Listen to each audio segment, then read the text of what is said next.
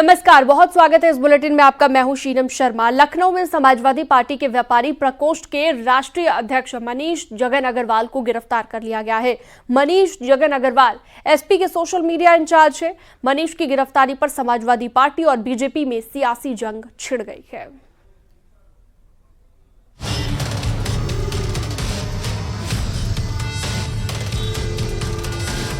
Lucknow police ने सपा नेता मनीष जगन अग्रवाल को उनके आवास से गिरफ्तार कर लिया है।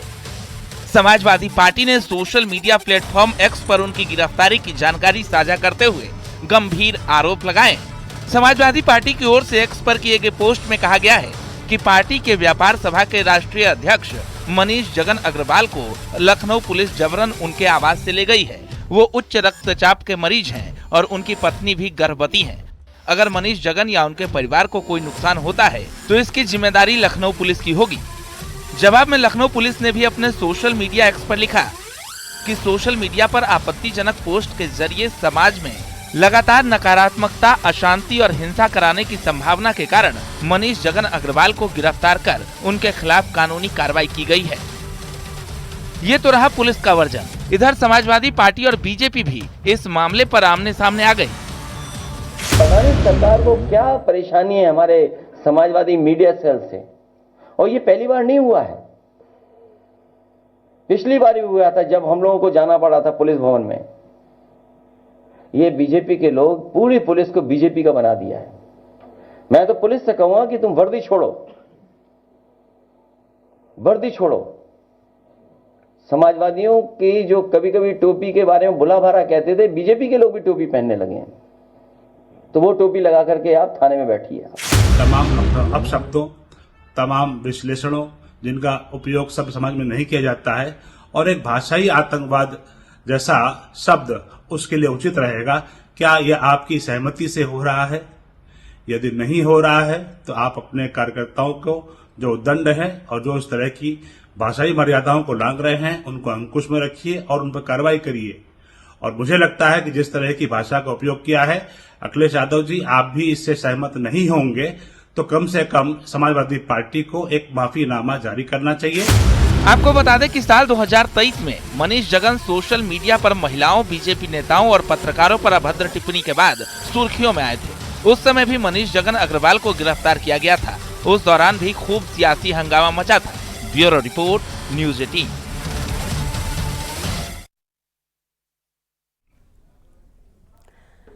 महाकुंभ पर एसपी अध्यक्ष अखिलेश यादव का बयान सामने आया है। अखिलेश यादव ने कहा है कि बहुत से लोग अभी भी स्नान नहीं कर पाए हैं। स्थानीय लोगों को भी स्नान का मौका मिलना चाहिए। स्थानीय लोगों को भी ये मौका मिले, इसलिए सरकार से मांग है कि कुंभ की समय सीमा को आगे बढ़ाया जाए। अखिलेश ने महाकुंभ में स्नान करने वालों का आंकड़ा 60 करोड़ से भी ज्यादा बताया है।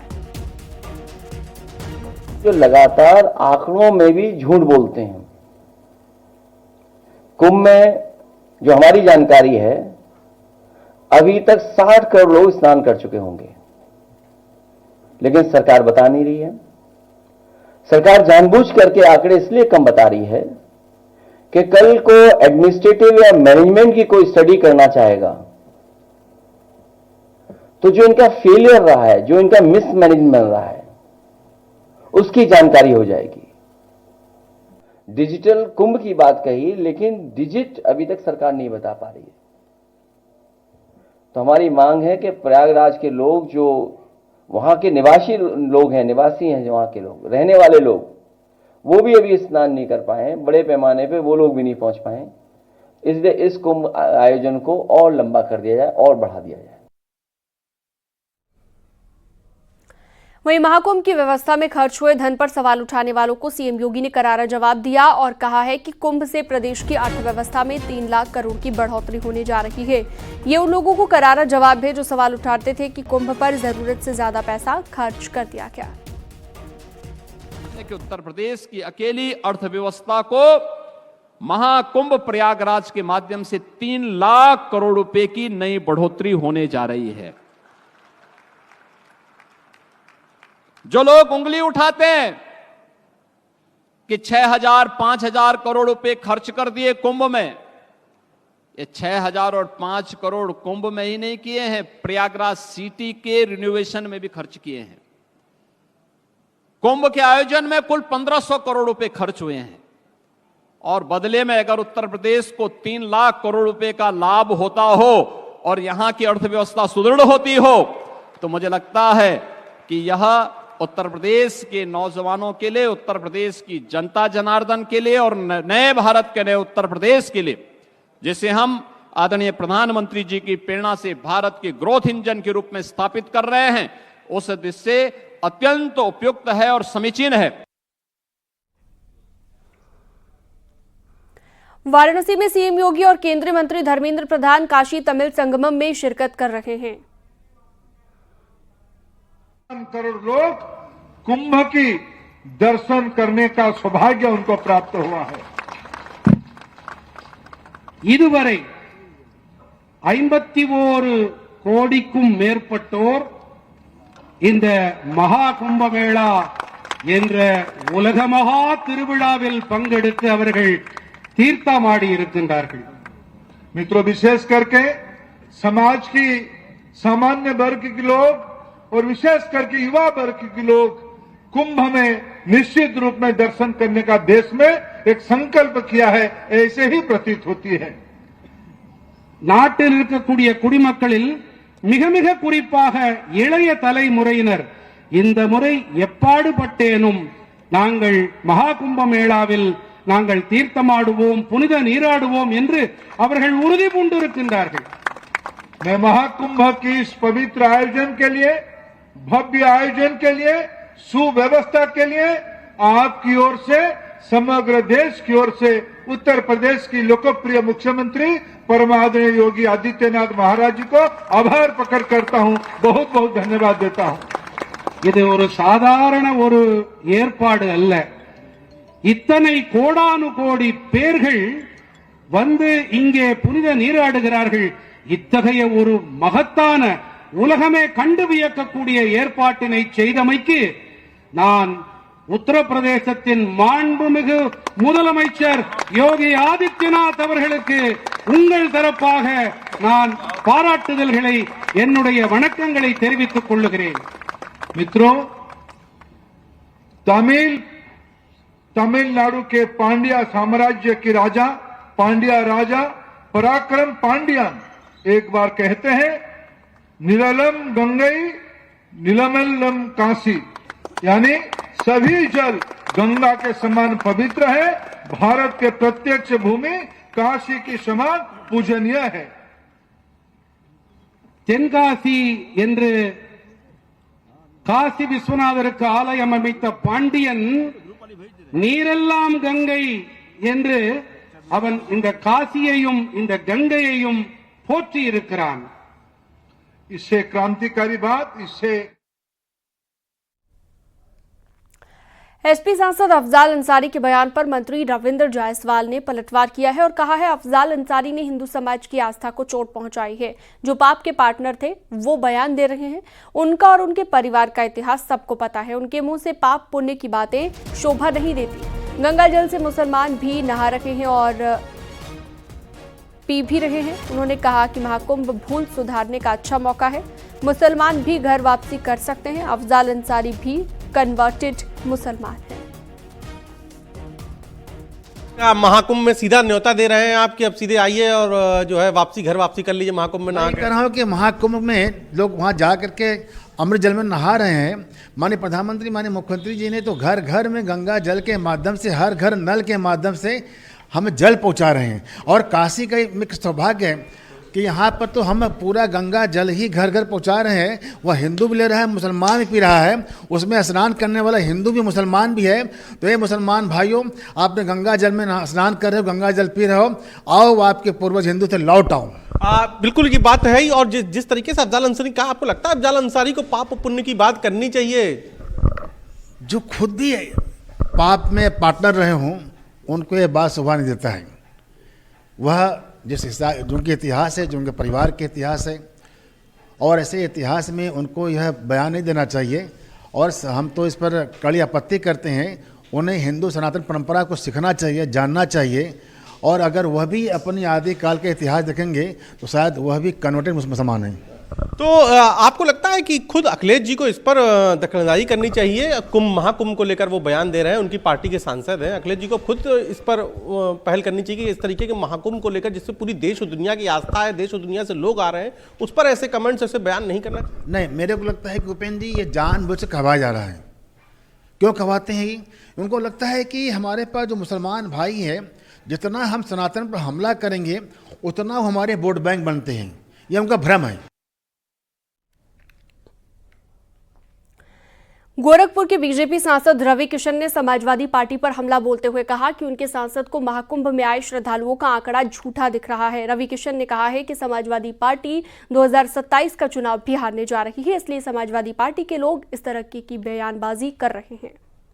अब शब्दों में कहना चाहता हूं, सदियों के बाद सनातनी विचारधारा, सनातनी हिंदू, विश्व का हिंदू जगह है, वो आके 144 साल के बाद जो एक ग्रहों नक्षत्र के बाद महाकुंभ होने जा रहा है, हो रहा है, उसमें स्नान करने आ रहा है। 50 करोड़ लोग आ चुके हैं। पूरे देश ने, पूरे विश्व ने विजुअल देखा है। लोग आ रहे हैं, जा रहे हैं, वहीं भीड़ फिर अयोध्या आ रही, यहाँ से वाराणसी जा रही है। तो इस सबसे किसी से कुछ छिपा नहीं। हाँ, ये दर्द ज़रूर हो रहा है। ये दर्द हो रहा है 27 में मिल्कीपुर की हार के बाद, 27 में अपनी हार को देखते हुए आने वाले भविष्य में पूरे भारत के अपोजिशन को 20-25 साल या 30 साल अपने आप को अपोजिशन में देखने जा रहे हैं। ये उसकी पीड़ा है। तो ये उनको बर्दाश्त नहीं हो रहा है कि ये कैसे हो गया, कैसे सनातन, कैसे धर्म जाग गया, कैसे महाकुंभ के नाम पे विश्व से लोग जहाज ले लेके अमेरिका, लंदन से लेके ऑल ओवर वर्ल्ड, यूरोप से आ रहे हैं। लोकसभा स्पीकर ओम बिरला ने प्रयागराज संगम में स्नान किया और इससे पहले न्यूज 18 से बातचीत में उन्होंने कहा कि पवित्र त्रिवेणी में स्नान करना सौभाग्य की बात है। महाकुंभ में 50 करोड़ से अधिक श्रद्धालुओं के स्नान करने पर उन्होंने कहा कि ये हमारी अध्यात्म की ताकत है। की सबसे बड़ी जो पंचायत है, लोकसभा के स्पीकर हैं और यहाँ 50 करोड़ से भी अधिक श्रद्धालु अब तक स्नान कर चुके हैं। आज 34वां दिन है। क्या कहेंगे? दुनिया की तीसरी सबसे बड़ी आबादी। ये भारत की आध्यात्मिक श्रद्धा है, अटूट श्रद्धा, विश्वास, भरोसा, और ये बरसों से पुरातन है।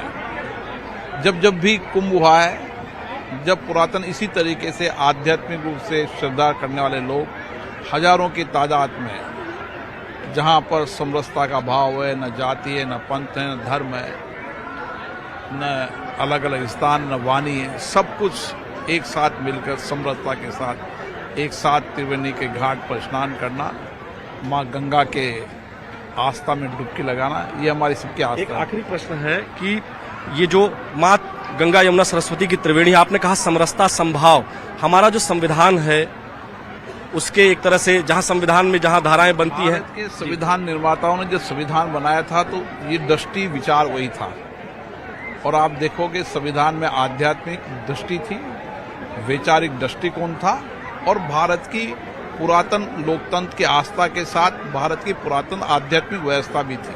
और यही कारण है कि संविधान निर्माता के समय समरसता का भाव, सब समानता का भाव उस संविधान में आपको देखते हैं, और भारत के लोकतंत्र की ये बड़ी ताकत है।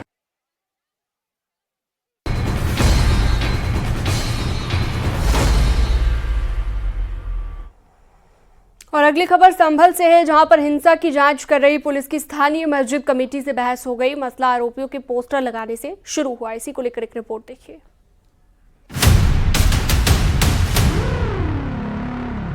संभल को सुलगाने की साजिश रचने वालों की तलाश और तेज हो गई है।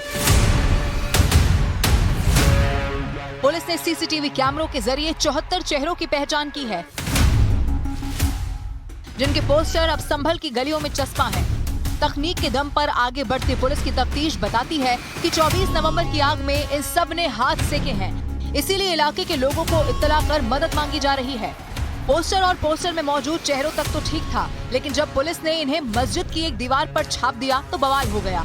हालात ये हुए कि मस्जिद कमेटी के नुमाइंदे मौके पर मौजूद पुलिस के आला अफसर से ही उलझ गए। पैसे से हटवा ले। अभी नहीं हटेगा। और कब हटेगा? नहीं हटेगा। नहीं, हम बिल्कुल नहीं हटेगा। नहीं, हम अपराधियों की पहचान के लिए है। कई बार भी लगाए, कई बार लगाए, पहचान करेंगे। एक तरफ एएसपी शीश चंद्र और दूसरी तरफ जामा मस्जिद कमेटी के सदर। काफी देर तक नोक-झोंक चलती रही और आखिर में एएसपी ने साफ कर दिया कि पोस्टर तो यहीं पर लगे रहेंगे। पुलिस के मुताबिक ये पोस्टर जांच का अहम हिस्सा है और इनके जरिए बाकी आरोपियों तक पहुंचने की कोशिश हो रही है। 74 अभियुक्तों की पहचान किया जाना शेष है। सीसीटीवी के माध्यम से इनकी फोटो प्राप्त हुई हैं। इनके फोटो इत्यादि के आधार पर पोस्टर्स लगाए गए हैं। इस प्रकरण में कुछ लोगों द्वारा यहाँ आपत्ति प्रकट की गई थी, परंतु उन्हें सख्ती से अवगत कराया गया है कि जो कुछ कार्रवाई पुलिस द्वारा की जा रही है वह नियम से की जा रही है और कोई भी दोषी किसी भी रूप में रहा हो वह बख्शा नहीं जाएगा। पिछले साल 24 नवंबर को जामा मस्जिद के सर्वे के दौरान हिंसा भड़क गई थी, जिसमें 4 लोगों की गोली लगने से मौत हो गई। हिंसा की जांच के दौरान पुलिस अब तक 76 आरोपियों को गिरफ्तार कर चुकी है, जबकि इन 74 चेहरों तक ताजा आंच पहुंची है।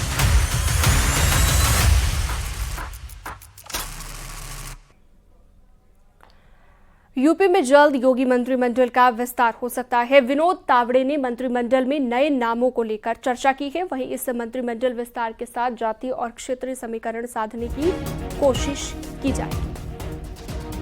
पार्टी के राष्ट्रीय महामंत्री विनोद तावड़े का लखनऊ प्रवास का दूसरा दिन है और विनोद तावड़े कार्यालय में मौजूद हैं। आप देख सकते हैं भारतीय जनता पार्टी संगठन के जो निर्वाचन के इंचार्ज हैं उत्तर प्रदेश के महेंद्र नाथ पांडे जी, वो पहुंच चुके हैं भारतीय जनता पार्टी के राज्य मुख्यालय में और आज फिर एक बार चर्चा होगी भारतीय जनता पार्टी के संगठन पुनर्गठन को लेकर। मंथन किया जाएगा कि आखिर किस रणनीति से भारतीय जनता पार्टी के संगठन का पुनर्गठन करना है और इसे लेकर आज फिर भारतीय जनता पार्टी के राज्य मुख्यालय में बैठक का सिलसिला जारी रहेगा।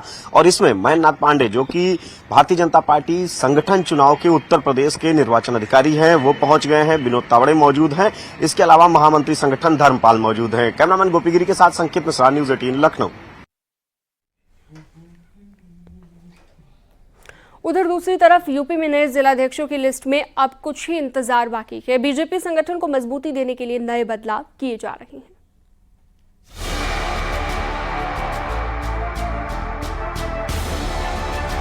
संगठन के पुनर्गठन में जुटी भारतीय जनता पार्टी के जिला अध्यक्षों की सूची पर मंथन जारी है। बीजेपी हेड ऑफिस में बीजेपी के राष्ट्रीय महासचिव और यूपी संगठन चुनाव के प्रभारी विनोद तावड़े, बीजेपी प्रदेश अध्यक्ष भूपेंद्र चौधरी और महामंत्री संगठन धर्मपाल बैठक में मौजूद रहे। यूपी बीजेपी संगठन के पुनर्गठन में जुटी हुई है। आज भारतीय जनता पार्टी में जिलाध्यक्षों की सूची पर मंथन के लिए राष्ट्रीय महामंत्री विनोद तावड़े भारतीय जनता पार्टी के राज्य मुख्यालय में मौजूद रहे और एक बड़ी बैठक की।